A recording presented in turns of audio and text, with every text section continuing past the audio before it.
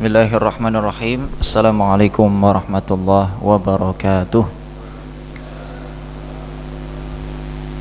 Alhamdulillah, wassalatu wassalamu ala rasulillah Nabiyyina Muhammad ibni Abdillah wa ala alihi wa sahbihi wa mawalah. Asyhadu an la ilaha illallah wahdahu la syarika lah, wa asyhadu anna Muhammadan abduhu wa rasuluh la nabiyya wa la rasula ba'dah. Hadirin hadirat jamaah Masjid Nurul Falah rahimani wa rahimakumullah. Mari kita awali pertemuan majelis ta'lim ba'da maghrib hari ini dengan bersyukur kepada Allah Subhanahu wa taala atas segala limpahan nikmat dan karunia yang diberikan kepada kita semuanya. Mudah-mudahan setiap kita mampu memanfaatkan kenikmatan tersebut yang Allah Subhanahu wa taala berikan kepada kita dengan sebaik-baiknya dalam ketaatan dan beribadah kepada Allah Subhanahu wa taala. Amin ya rabbal alamin. Salawat dan salam kita haturkan kepada junjungan Nabi kita Nabi Agung Muhammad sallallahu alaihi wasallam, dan juga kepada para keluarga beliau, para sahabat, para tabi'in dan tabi'ut tabi'in, serta orang-orang soleh setelah mereka yang menegakkan sunnah-sunnah Nabi Muhammad sallallahu alaihi wasallam. Mudah-mudahan kelak kita digolongkan sebagai umatnya yang mendapatkan syafaatnya. Amin ya rabbal alamin. Hadirin hadirat Bapak dan Ibu jamaah sekalian yang dimuliakan oleh Allah, malam hari ini saya akan menyampaikan sebuah materi tentang bagaimana proses turunnya wahyu kepada Nabi Muhammad sallallahu alaihi wasallam, khususnya wahyu yang pertama dan wahyu yang kedua. Wahyu yang pertama surat nopo Pak? Wahyu pertama yang turun kepada Nabi surat Al-Alaq. Nama suratnya Al-Alaq. Bunyi awal suratnya Iqra bismi rabbikal ladzi khalaq. Dan wahyu yang kedua adalah surat Al-Muddatsir. Ya ayyuhal muddatsir qum fa'andir wa rabbaka fakabbir, dan seterusnya. Nah, malam ini kita akan belajar bagaimana proses sampainya wahyu yang pertama dan wahyu yang kedua kepada Nabi kita Muhammad sallallahu alaihi wasallam. Hadirin hadirat jamaah yang dimuliakan oleh Allah, turunnya wahyu kepada Nabi Muhammad SAW ini merupakan pembeda antara kita dengan Nabi. Muhammad SAW disebut sebagai Nabi, tapi ingat beliau juga sebagai abdun, hamba biasa seperti kita. Karenanya dalam syahadat kita, asyhadu an la ilaha illallah wa asyhadu anna Muhammadan abduhu wa rasuluhu. Aku bersaksi bahwa tidak ada ilah yang berhak disembah kecuali Allah, dan aku bersaksi bahwa Muhammad adalah hambanya. Abdun itu kan artinya hamba, manusia biasa. Aku bersaksi bahwa Muhammad adalah hambanya dan utusannya. Nabi sebagai Rasul, tapi beliau juga sebagai abdun, hamba biasa seperti kita yang makan, yang minum, yang berkeluarga, yang bermasyarakat, dan lain sebagainya, sifat-sifat manusia pada umumnya. Ya. Tapi yang membedakan kita dengan Nabi Muhammad sallallahu alaihi wasallam adalah Nabi SAW menerima wahyu, kita tidak menerima wahyu. Kalau saya panjenengan menerima wahyu, bisa-bisa banyak nabi nanti, banyak nabi jadi-jadian sampai akhir kiamat. Tapi Allah Subhanahu wa taala cukupkan wahyunya di nabi yang terakhir, yaitu Nabi Muhammad SAW. Karenanya Nabi Muhammad SAW itu dijuluki dengan Khatamul Anbiya wal Mursalin, penutupnya para nabi dan rasul. Maka dari itu, para hadirin dan hadirat jamaah sekalian yang dimuliakan Allah, malam ini kita akan belajar bagaimana sampainya wahyu yang pertama dan wahyu yang kedua kepada Nabi kita Muhammad sallallahu alaihi wasallam. Namun sebelum kita masuk ke situ, ada beberapa muqaddimah sebelum wahyu itu sampai kepada Nabi. Muqaddimah di sini yang dimaksud kejadian-kejadian aneh. Di antaranya seperti ada bebatuan, batu bata, pohon yang bisa ngomong, Pak, menyampaikan salam kepada Nabi Muhammad SAW. Jadi Nabi SAW lagi jalan, tiba-tiba ada suara, Assalamu alayka ya Rasulullah, ya Nabi Allah. Lirak-lirik kanan kiri kok nggak ada orang, ternyata batu yang ngomong, yang menyampaikan salam. Kira-kira kalau panjenengan mengalami kejadian seperti itu, apa yang akan panjenengan lakukan? Menjawab salamnya kah? Atau lari kah? Atau sebelum lari sudah pingsan duluan? Syukur-syukur bisa lari. Tadi sudah pingsan duluan, jadi nggak bisa lari. Apalagi kalau panjenengan lagi berjalan di jalan yang sepi, sudah sepi malam hari, sudah malam hari tidak ada lampu penerangan, ada yang mengucapkan salam, Assalamualaikum. Kira-kira gimana perasaan panjenengan, Pak? Langsung beda rasanya, udah takut duluan ini. Ini siapa yang mengucapkan salam? Nah, ini kejadian aneh Bapak Ibu yang dialami oleh Nabi Muhammad SAW sebelum menerima wahyu. Kan menerima wahyu itu sesuatu yang berat dan sesuatu yang sangat aneh.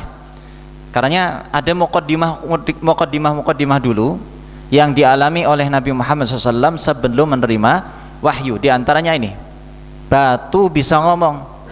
Ini sebagaimana penuturan Nabi Muhammad SAW sendiri ketika beliau sudah menjadi Nabi dan berada di Madinah. Beliau bercerita kepada para sahabatnya, Inni a'rifu hajaran bi Makkah, sesungguhnya aku tahu ada batu di Makkah dulu sebelum aku menjadi Nabi, kana yusallimu alayya qabla an ub'as, pernah menyalamiku sebelum aku diutus. Nah, ini kan kejadian aneh. Batu, pohon juga menyalami Nabi Muhammad sallallahu alaihi wasallam. Kemudian kejadian aneh yang lain yang beliau alami adalah seringnya beliau mimpi. Kurang lebih yang diterangkan oleh para ulama, mimpi yang beliau alami ini beliau alami selama 6 bulan. Dan mimpi yang dialami, yang dilihat saat tidur, Bapak Ibu yang dimuliakan Allah, sama. Mimpinya sama, Pak. Pertanyaannya, kira-kira kalau panjenengan tidur, seringnya mimpi atau tidak mimpi, Pak? Seringnya mimpi? Sekian lama panjenengan hidup, kita hidup ini, kalau tidur seringnya mimpi atau tidak mimpi? Seringnya mimpi. Saya nggak yakin, Pak. Saya juga seringnya nggak mimpi soalnya ini. Apakah setiap hari mimpi? Enggak. Nabi SAW mengalami kejadian aneh ini selama kurang lebih 6 bulan, mimpi dengan mimpi yang sama, yang dilihat sama. Kalau di dalam hadis disebutkan mithla falaqis subhi, yang beliau lihat itu seperti cahaya kalau pagi hari, Bapak Ibu. Jadi cahaya peralihan dari malam ke siang, ya. Seperti ini terus selama kurang lebih berapa lama tadi? 6 bulan. Sebelumnya beliau SAW tidak pernah mengalami kejadian seperti ini. Gak ada mimpi-mimpi, biasa-biasa saja. Wong beliau SAW sebagai hamba biasa, abdun tadi, ya. Maka yang beliau alami sebelum menjadi Nabi ya biasa-biasa, sama seperti yang kita alami hari ini. Tapi ketika menjelang usia 40 tahun, 6 bulan berturut-turut setiap hari atau sering, beliau terus mimpi dengan mimpi yang sama. Tadi cahaya yang beliau lihat di dalam mimpi itu seperti cahaya yang akan memindahkan dari malam ke siang, ya. Berarti cahaya fajar, cahaya subuh. Dan ini diterangkan oleh para ulama, mimpi yang beliau alami adalah mimpi yang bersih. Karena dalam bahasa hadis itu ar-ru'ya as-salihah, ar-ru'ya as-sadiqah, mimpi yang bersih, mimpi yang benar, tidak ada gangguan sedikit pun dari syaitan. Terkadang kita kalau mimpi terganggu oleh syaitan, bukan kadang, bahkan mungkin sering. Dan mimpinya kita, kalau mimpi enak misalkan, mimpi senang, kita mau cerita di siang hari, kalau sudah bangun, kira-kira bisa runtut enggak Pak? Bisa runtut enggak? Alurnya dari awal sampai akhir diceritakan dengan gampang, mudah, enak? Sering mengalami seperti itu, atau bahkan enggak bisa diceritakan? Kok tiba-tiba lupa ya? Kita pengen cerita tapi enggak bisa, padahal enak, senang, ya kan? Kalau kita dapat mimpi yang bagus diceritakan, orang yang dengarkan senang. Bahkan ini merupakan sebuah nikmat yang sunnahnya kita kabarkan. Sebagaimana dalam surat Ad-Duha itu di akhirnya Allah Subhanahu wa taala berfirman, wa amma bi ni'mati rabbika fahaddits. Terhadap nikmat Rabbmu maka kabarkanlah, ceritakanlah. Nah, ini kejadian aneh yang kedua yang dialami oleh Nabi Muhammad SAW, di mana beliau sering sekali mimpi, dan beliau alami kurang lebih selama 6 bulan. Kemudian kejadian aneh yang ketiga, tiba-tiba beliau ditanamkan rasa suka untuk berkholwat. Apa berkholwat Pak? Bertahanus apa? Menyendiri. Menyendirinya di mana? Di gua Hiro. Gua Hiro di mana? Di Tegal? Nggak. Gua Hiro di Makkah. Apakah di luar Makkah, jauh dari Masjidil Haram, jauh dari Ka'bah, atau dekat? Dekat. Kalau kita belajar sirah nabawiyah Bapak Ibu, ada 2 gua yang terkenal. Yang pertama Gua Hiro, yang kedua Gua Sur. Gua Hiro ini tempat pertama Nabi SAW mendapatkan wahyu. Adapun Gua Sur tempat transit ketika Nabi akan hijrah kemana? Ke Madinah. Transitnya di Gua Sur bersama siapa? Bersama sahabat mulianya yang bernama Abu Bakar As-Siddiq radhiyallahu anhu. Ya, itu di Gua Sur. Tapi di Gua Hiro yang saya maksud, di mana beliau menerima wahyu yang pertama.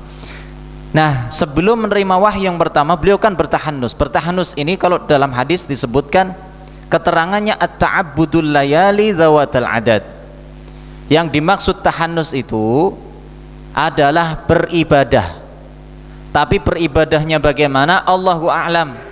Sebab tidak diterangkan juga di dalam hadis. Ada ulama yang menerangkan meskipun tidak ada dalil yang sahih.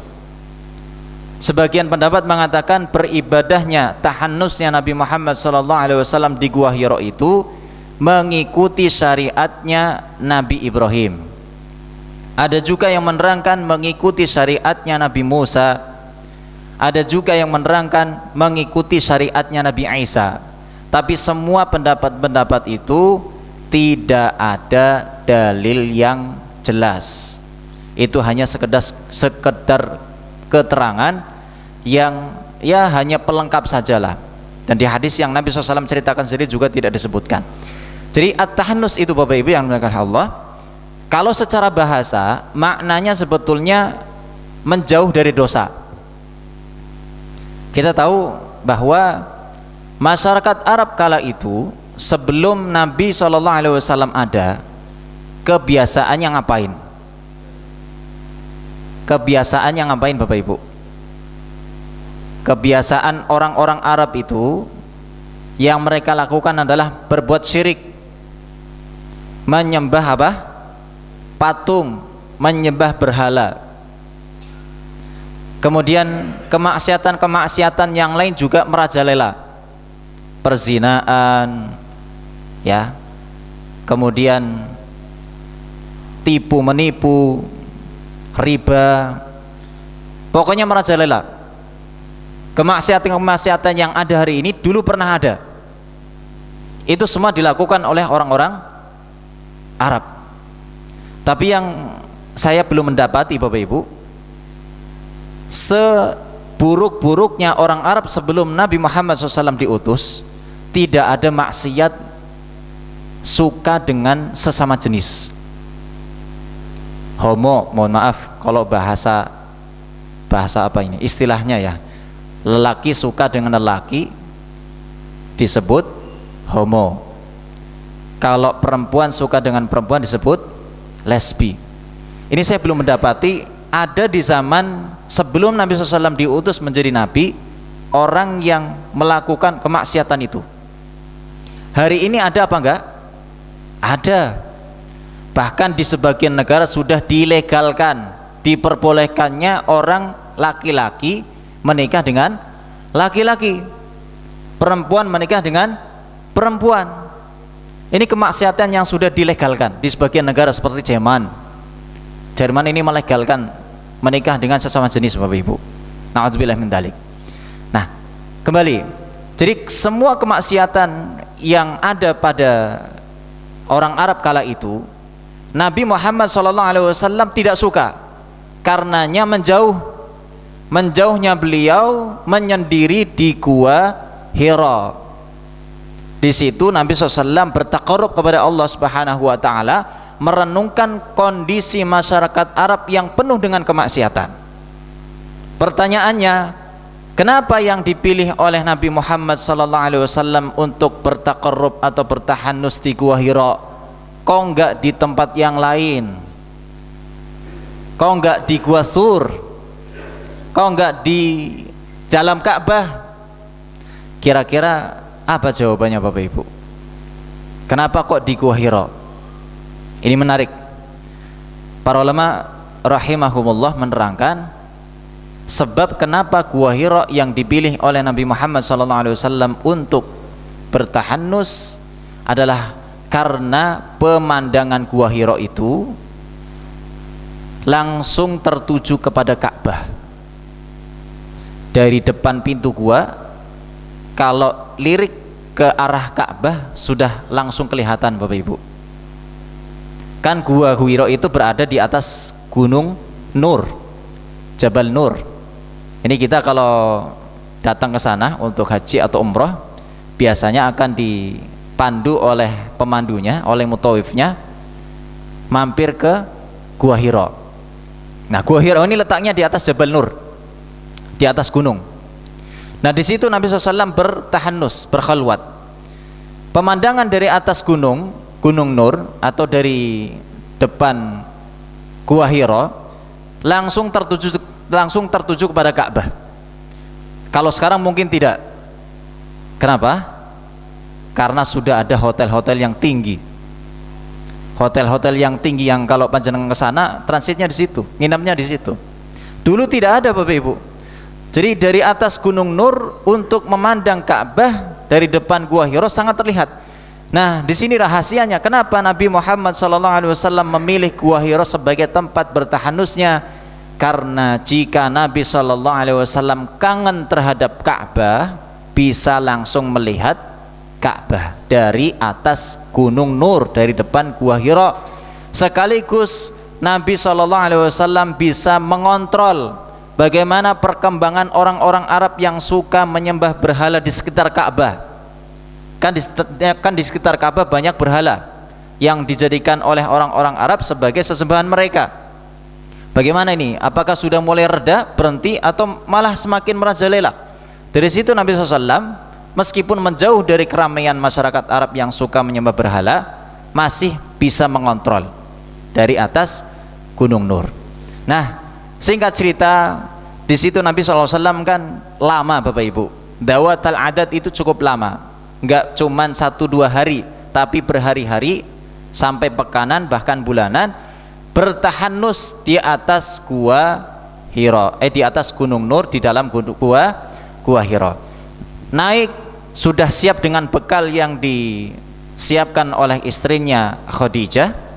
Kemudian setelah bekal habis, Nabi Muhammad turun lagi untuk ngambil bekal di rumah. Setelah siap naik lagi, begitu seterusnya. Bekal habis turun, siap naik lagi, habis turun, siap naik lagi, bolak-balik naik turun gunung. Kira-kira kalau ada orang yang naik turun gunung, fisiknya jadi kuat gak Pak? Fisiknya jadi kuat. Panjenengan kalau ke sana, ke Makkah, lihat Gunung Nur itu meskipun nggak setinggi gunung-gunung yang dijadikan dakian orang-orang yang suka mendaki, tapi namanya gunung ya, dataran tinggi atau pegunungan, naik turunnya butuhkan tenaga. Bapak-bapak yang sudah mulai bangun dari duduknya saja sudah expired. Jangan expired. Bangun dari duduknya saja sudah mulai pelan-pelan, itu pasti kalau naik mungkin nggak bisa turun lagi Pak. Kalau naik nggak bisa turun lagi.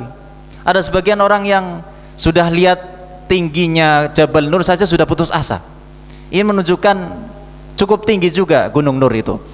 Tapi meskipun tinggi, Nabi Muhammad SAW ketika bertahanus di dalam Gua Hira, naik turun biasa, menjadikan fisik Nabi Muhammad SAW kuat. Nah, seiring berjalannya waktu, ketika Nabi SAW sedang bertahanus, di suatu malam datang makhluk yang aneh, tidak pernah ditemui oleh Nabi Muhammad SAW. Tiba-tiba mendekat kepada Nabi, kemudian mengatakan Iqra. Apa artinya Pak? Bacalah. Pinter bahasa Arab Masya Allah. Iqra artinya bacalah. Karena Nabi SAW tidak bisa baca, maka yang beliau sampaikan adalah ma ana biqari, saya nggak bisa baca. Ini kalau kita telusuri makna ma ana biqari, saya nggak bisa baca, kalau diterjemahkan ke dalam bahasa Indonesia Bapak Ibu, saya benar-benar tidak bisa baca. Penekanan, karena memang Nabi SAW dari lahir Bapak Ibu sampai wafat gak bisa baca, gak bisa nulis. Jadi kalau panjenengan bisa baca, bisa nulis, selangkah lebih maju dari Nabi. Bener Pak? Kalau panjenengan bisa baca, bisa nulis, selangkah lebih maju dari Nabi. Tapi bukan berarti begitu juga pemahamannya ya. Jadi gak bisa membacanya Nabi, gak bisa menulisnya Nabi, ini bukan sebuah kekurangan, melainkan justru menjadi mukjizat. Kenapa menjadi mukjizat? Sebab kalau Nabi SAW bisa baca, bisa nulis, Allah sampaikan kepadanya wahyu, kemudian Nabi SAW mendakwahkan wahyu tersebut kepada manusia, manusia pada menyangka dan menyangkal, oh ini yang didakwahkan oleh Muhammad bisa jadi karangannya sendiri ini. Ternyata Nabi SAW tidak bisa baca dan tidak bisa menulis. Maka terbantahkanlah pendapat orang-orang seperti itu yang kalau menyangkal akan kebenarannya Al-Quran firman Allah Subhanahu wa ta'ala ya. Dan ternyata Bapak Ibu, tidak bisa baca dan tidak bisa menulis bukan hanya terjadi pada diri Nabi Muhammad SAW saja. Banyak orang-orang Arab kala itu yang tidak bisa baca dan tidak bisa menulis. Bisa panjenengan cek di dalam surat Al-Jumu'ah ayat yang kedua, Allah Subhanahu wa ta'ala berfirman, a'udzu billahi minasyaitonir rajim, bismillahirrahmanirrahim, Huwallazi ba'atsa fil ummiyina rasulan minhum yatlu alaihim ayatihi wa yuzakkihim wa yu'allimuhumul kitaba wal hikmah wa in kanu min qablu lafi dhalalim mubin. Dialah Allah yang mengutus seorang rasul dari kalangan ummiyin. Ummi itu istilah Arab bagi orang yang tidak bisa baca dan tidak bisa nulis. Makanya Nabi kita dijuluki Nabi yang ummi, an-nabiyul ummi. Ummi itu satu Bapak Ibu, bukan umi ibu yang dimaksud, tapi ummi. Ummi buta baca, buta tulis. Kalau ummiyin itu banyak. Kalau ummi satu, kalau ummiyin banyak. Menunjukkan bahwa orang-orang Arab kala itu banyak yang tidak bisa baca dan tidak bisa menulis. Tapi sekali lagi saya tekankan, tidak bisa baca dan tidak bisa menulisnya beliau bukan sebuah kekurangan, justru menjadi mukjizat. Nah, ketika Nabi SAW didatangi malaikat Jibril, kemudian malaikat Jibril menyuruh Nabi Muhammad untuk membaca. Ini ilustrasinya bagaimana saya juga nggak paham. Apakah malaikat Jibril datang dengan membawa sebuah papan, memerintahkan kepada Nabi Muhammad SAW untuk membaca, lalu Muhammad SAW mengatakan saya tidak bisa baca, atau di situ malaikat Jibril mentalaki bacaan wahyu yang pertama, kemudian Nabi SAW mendirikan. Awalnya Nabi SAW mengatakan ma'ana biqari, saya tidak bisa baca. Ilustrasinya bagaimana? Allahu a'lam, karena tidak juga diterangkan di dalam hadis. Yang jelas di situ Nabi SAW menyangkal saya tidak bisa baca. Berkali-kali Nabi SAW menyampaikan tidak bisa baca. Akhirnya di situ Nabi SAW takut Bapak Ibu. Nabi SAW takut karena sebelumnya tidak pernah bertemu dengan makhluk aneh seperti malaikat Jibril ini. Bayangkan Bapak Ibu, di tengah gua, di dalam gua, namanya gua, kalau siang saja gelap, apalagi malam.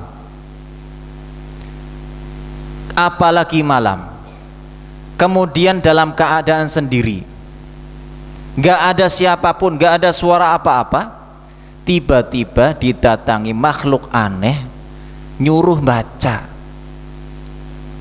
Panjenengan saja, kita saja, kalau tadi saya sampaikan di awal, kalau sedang berjalan di sebuah tempat yang sepi, gak ada penerangan, tiba-tiba ada suara shh. Gimana rasanya Pak? Dredeg. Tiba-tiba ada suara shh. Apalagi salam, suara shh. Itu saja sudah bikin deg-degan jantung kita ini. Apalagi salam, apalagi suara, kita cari-cari mana suaranya ini, sumbernya ini. Kayak dulu orang-orang tua kita Bapak Ibu ya, atau mungkin panjenengan juga ngalami, sebelum rumah ada WC-nya, kalau pengen mohon maaf buang hajat, itu biasanya kemana? Ke kali. Malam-malam mau nggak mau harus ke kali, nggak mungkin kita tahan kan. Maka yang dibawa apa? Senter atau ceplik. Nah, kira-kira panjenengan pernah ngalami nggak lagi jalan atau lagi buang hajat, tiba-tiba ada suara kresek. Rasanya panjenengan gimana? Langsung nyorot senternya ke sumber suaranya kah? Pasti itu. Nah, ini Nabi SAW berada di gua, di mana gua itu gelap, sendirian, tidak ada siapapun. Didatangi malaikat Jibril yang sebelumnya Nabi SAW tidak pernah melihatnya, bersuara dan memerintahkan untuk membaca. Maka Nabi SAW takut. Karena takut ini Nabi SAW pengen lari, tapi tidak bisa lari Bapak Ibu. karena Nabi SAW didekap oleh malaikat Jibril, ya, sebagaimana diterangkan dalam hadis, fa akhadhani, malaikat Jibril mendekapku, wa ghattani hatta balagha minnil jahda, sampai aku tidak bisa berkutik. Bayangkan sekuat-kuatnya orang kira-kira kalau didekap, yang mendekap itu orang yang kurang kuat dari kita, pasti bisa lolos kan? Kalau orang kuat didekap apa sih bahasanya? Disikap, dipeluk sama orang yang tidak kuat, kira-kira bisa lepas enggak, Pak? Bisa. Tapi malaikat Jibril memeluk Nabi Muhammad SAW, Nabi SAW tidak bisa melepaskannya. Betapa kuatnya dekapannya malaikat Jibril, meskipun Nabi SAW tadi kuat, ya kan naik turun gunung itu kuat, menunjukkan fisiknya Nabi SAW kuat, sekuat-kuatnya Nabi tidak bisa melepaskan dekapannya malaikat Jibril. Maka di situ singkatnya Nabi SAW tiba-tiba dibuat bisa membaca. Kemudian Nabi SAW membaca, Iqra bismi rabbikal ladzi khalaqa, khalaqal insana min 'alaqa, Iqra wa rabbukal akram, alladzi 'allama bil qalam, 'allamal insana ma lam ya'lam. Hafal surat Al-Alaq, Pak? Hafal. Sekarang lupa. Hafal insyaallah. Nah, 5 ayat ini wahyu yang pertama kali turun kepada Nabi Muhammad sallallahu alaihi wasallam.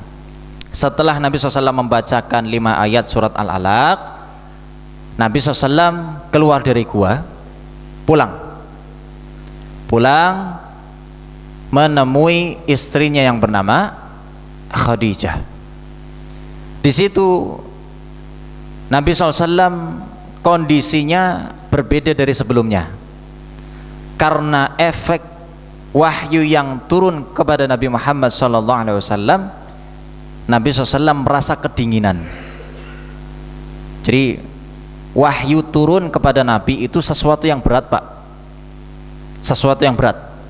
Karena Allah Subhanahu wa taala menyatakan di dalam surat Al-Muzammil, Inna sanulqi alaika qawlan saqila, sesungguhnya kami akan menyampaikan kepadamu qawlan saqila. Qawlan saqila itu maknanya perkataan yang berat.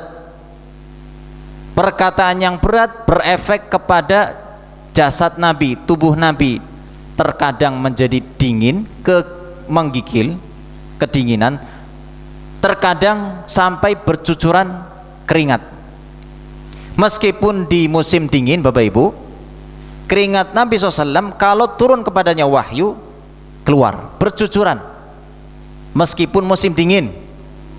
Kira-kira kita ini kalau di musim dingin, atau di sini musim hujan lah, musim hujan jarang gerak, ya, sekali gerak langsung keringat keluar enggak?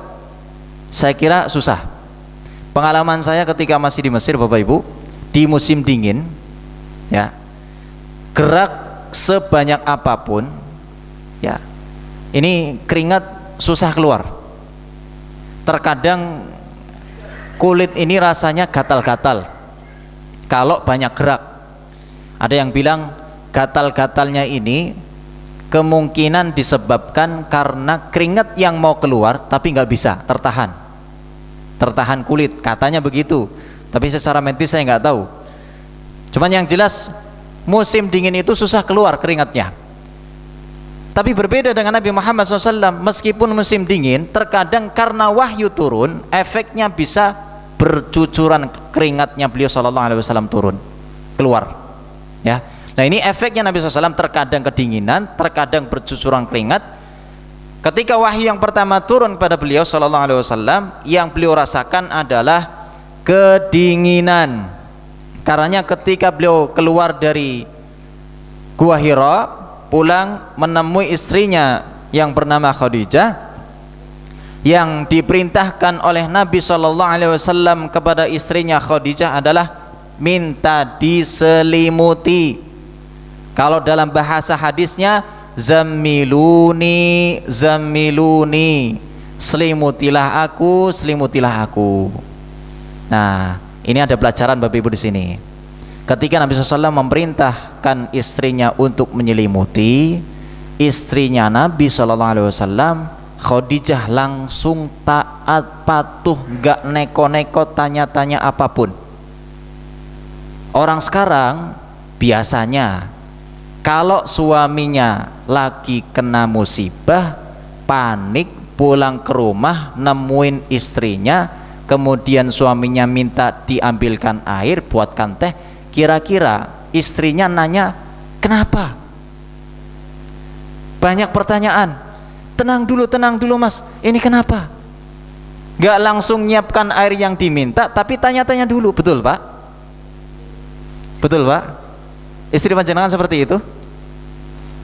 Betul bu? Kalau suami panjenengan panik, lagi kena musibah dari luar, datang menemui panjenengan, panjenengan bilangnya apa bu? Langsung mematuhi perintah suami panjenengan atau ikut panik juga? Biasanya ikut panik juga. Nah, belajar dari Khadijah ini pelajaran mahal. Khadijah tidak ikut panik. Beliau langsung melakukan apa yang diminta oleh Nabi Muhammad SAW, mengambilkan selimut, kemudian diselimutilah Nabi Muhammad SAW. Setelah kemudian tenang, baru di situ tanya, Khadijah tanya, kenapa? Kemudian Nabi Muhammad SAW cerita, tadi saya mengalami begini. Dan saya, kata Nabi Muhammad SAW, kemungkinan akan menjadi orang gila. Karena kan didatangi makhluk aneh, nggak pernah ditemui sebelumnya. Kemungkinan saya akan ditimpa penyakit yang lama sekali menahun. Di situ Nabi SAW dinasihati oleh istrinya, oleh Khadijah, nggak mungkin. Kalla wallah, nggak mungkin demi Allah. Engkau wahai Nabi, engkau wahai Muhammad suamiku, orang yang suka menyambung tali silaturahim, suka menolong orang, kemudian suka dalam bahasa hadis itu mengangkat barang-barang orang ke tunggangannya, memuliakan tamu, dan semua amalan-amalan mulia sudah dilakukan oleh Nabi Muhammad SAW. Ini kesimpulan Khadijah bahwa tidak akan terjadi hal yang buruk terhadap engkau wahai Muhammad, tenang saja. Nah, setelah itu Bapak Ibu, singkatnya, Khadijah radhiyallahu taala anha membawa suaminya, membawa Muhammad sallallahu alaihi wasallam ke pamannya yang bernama pamannya Khadijah bernama, ini diingat-ingat Bapak Ibu ya, barangkali nanti di ujian keluar, ingat-ingat, pamannya Khadijah bernama Waraqah bin Naufal. Kalau Abu Thalib tadi pamannya Nabi Muhammad SAW. Nabi SAW memiliki 4 paman. Yang pertama Abbas, dari awal dulu, dari urut. Hamzah yang pertama bin Abdul Muttalib. Yang kedua Abbas bin Abdul Muttalib. Yang ketiga Abu Thalib. Yang keempat Abu Lahab. Saya ulang lagi, sekali lagi, barangkali nanti ini keluar di ujian. Yang pertama siapa? Hamzah bin Abdul Muttalib. Yang kedua Abbas bin Abdul Muttalib. Yang ketiga Abu Thalib. Dan yang keempat bukan Abu Jahal, Abu Lahab. Kalau Waraqah bin Naufal ini pamannya Khadijah ya. Jadi nama-nama orang-orang di sekeliling Nabi, kalau kita belajar sejarah, sangat penting untuk kita pahami. Nah, dibawalah Muhammad SAW ketemu dengan Waraqah. Kenapa yang ditemui Waraqah? Jawabannya adalah karena Waraqah ini adalah orang yang masih lurus pemahamannya, agamanya. Beliau adalah orang yang memegang ajarannya Nabi Isa dengan kuat, tidak menyembah berhala, kemudian tidak bermaksiat, cerdas dalam pemahamannya terhadap agamanya Nabi Isa. Bahkan disebutkan cerdasnya beliau sampai bisa bahasa Ibrani, kemudian menuliskan lagi kitab Injil. Ini cerdas beliau. Nah, kejadian aneh yang ditimpa oleh Nabi Muhammad SAW ini ada kaitannya ini dengan kejadian-kejadian sebelumnya, orang-orang yang menerima wahyu sebelumnya. Maka ditanyakan kepada Waraqah bin Naufal. Setelah ketemu dengan Waraqah, Nabi Muhammad SAW cerita, di situ Waraqah langsung berkesimpulan, apa yang datang kepadamu wahai Muhammad, hadzan namus. Namus namanya ini. Malaikat Jibril yang dulu pernah datang kepada Nabi Musa, yang dulu pernah datang kepada Nabi Musa menyampaikan wahyu, menandakan kamu wahai Muhammad akan menjadi seorang nabi. Nah, ini cerita turun wahyu yang pertama, surat Al-Alaq ayat 1 sampai 5. Yang terakhir, ini sebentar lagi masuk waktu Isya. Berapa menit lagi, Pak? Masih lama? 10 menit lagi, cukup insyaallah. Ini singkatnya ya. Setelah bertemu dengan Waraqah bin Naufal, kemudian dinyatakan Muhammad akan menjadi nabi. Kemudian Waraqah bin Naufal menyatakan, kalau seandainya nanti aku mendapati kamu wahai Muhammad dimusuhi oleh kaummu, bahkan diusir oleh kaummu, pasti aku akan menolongmu. Ya, ternyata selang berapa lama setelah itu Waraqah meninggal dunia, tidak sempat menangi dakwahnya Nabi Muhammad sallallahu alaihi wasallam. Kemudian cerita turun wahyu yang kedua. Tadi kan wahyu yang pertama, surat Al-Alaq ayat 1 sampai 5. 3 tahun setelahnya, jadi jarak antara wahyu yang pertama dengan wahyu yang kedua 3 tahun lamanya, kurang lebih 3 tahun. Nabi SAW bercerita, baina ana amsi, ketika aku sedang berjalan, id sami'tu sautan minas sama, tiba-tiba aku mendengar suara dari langit. Ini bukan suara bledek, Pak, bukan. Juga bukan suara angin atau suara apalah yang berasal dari langit. Tapi suara ini hanya beliau sallallahu alaihi wasallam saja yang mendengar. Orang-orang yang ada di sekeliling Nabi tidak bisa mendengar. Ya. Tapi jangan kemudian ada di antara kita yang tiba-tiba ngaku, saya dengar suara ini. Kamu dengar enggak? Enggak dengar. Oh, berarti saya akan jadi nabi nih. Bukan begitu juga.